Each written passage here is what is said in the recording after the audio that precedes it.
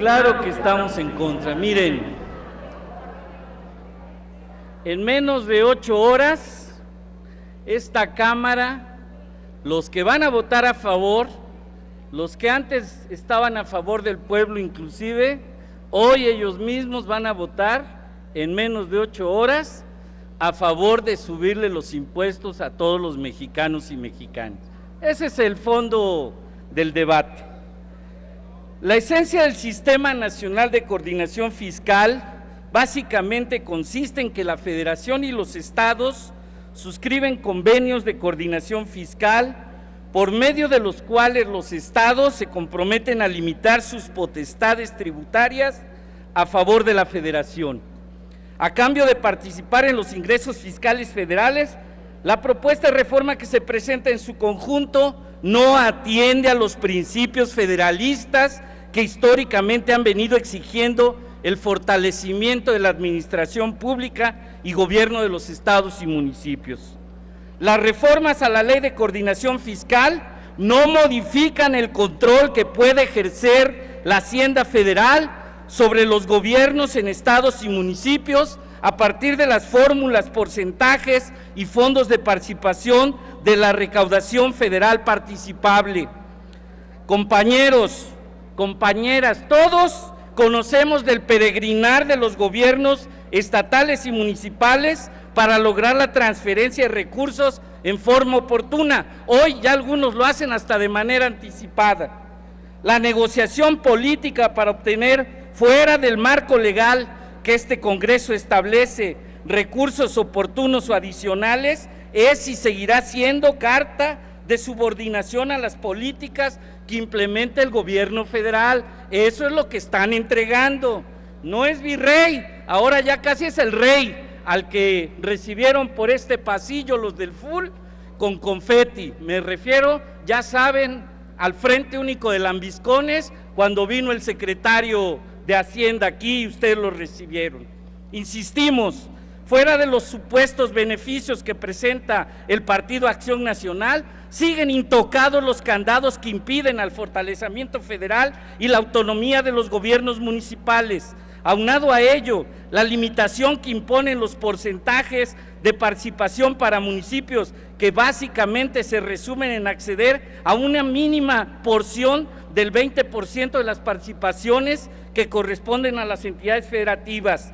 No se implementan políticas que fortalezcan la autonomía administrativa y de gestión de los gobiernos municipales, mecanismos que permiten implementar asignación de recursos en forma regional entre municipios de un mismo estado o entre municipios de entidades diferentes pero que correspondan a una misma región económica o geográfica. Por ejemplo, ¿cuál es el criterio para determinar en el artículo 4B que el Fondo de Extracción de Hidrocarburos estará conformado con el 0.6% del importe obtenido por el derecho ordinario sobre hidrocarburos pagado por Pemex Exploración y Producción en términos de lo previsto en el artículo 254 de la Ley Federal de Derechos a los estados que el INEGI ha definido como de extracción de petróleo y gas? ¿No se anuncia que Pemex es de los mexicanos? ¿Por qué no aplicar un principio equitativo y proporcional, no solo en la asignación de todos los estados del país y el Distrito Federal, sino del porcentaje de dichos derechos? Podríamos hablar de otra forma que acredita que es una reforma de gabinete.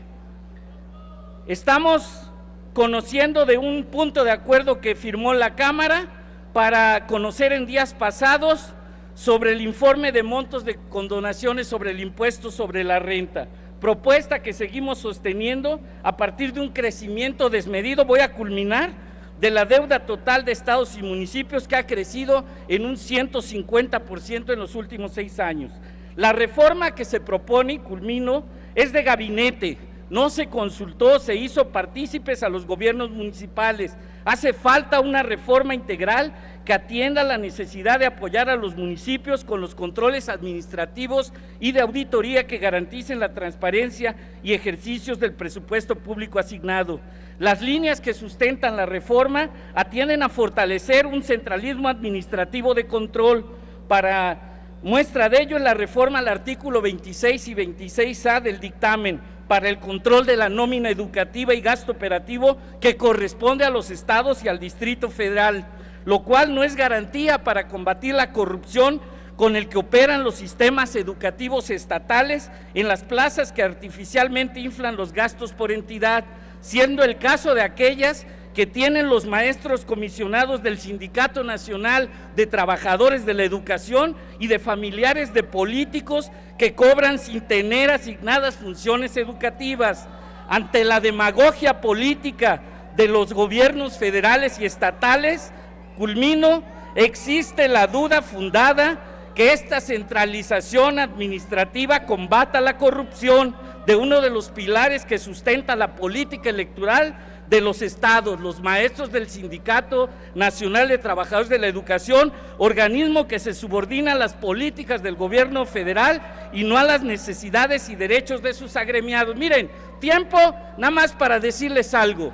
Sabemos de la anécdota de los diputados de esta Cámara que fueron la Comisión de Educación a ver a Chaufet, a decirle queremos opinar sobre el presupuesto. ¿Y qué opinó Chaufet? No, todo lo manda Hacienda, el rey. Es al que ustedes son unos lambiscones, ¿es cuánto?